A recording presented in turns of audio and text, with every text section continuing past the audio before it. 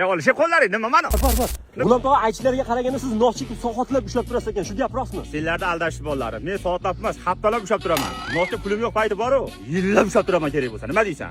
Yo'q-e. Yo'q emas, mana hozir ham og'zimda turibdi. Shu og'zidagi nosni oxirgi marta qachon chekdingiz? Bunga ko'p bo'lmagan. 99 da nechinchi yil kollej bitirgan? 99-yillar bitiruv kechasidan beri turibdimi shu nos? Yo'q, shu 99-yillar bitiruv kechasidan bir hafta oldin jismoniy tarbiya domlasidan nos olib chekkanman. Shu nos bu. Qoyil-e. Yo'q, u domlaning ismi Qoyil emas edi. Baxtiyor Miydikin adashmasam. Shunaqa bolalarim. G'ulom tog'a o'zi nos chekishni birinchi bo'lib kim o'rgatgan sizga? Endi har bitta mahallada bitta bola bo'ladi-yu, qitmirroq. Mashina chekkinda zo'r bo'ladi, mazza qilasan. Hech bola bo'lmaydi. Ko'ngling aynisa 10 ga men qaytib beraman degan bola bo'ladi, bilasan-a? Menga xuddi el qatori ashaqa bola o'rgatgan.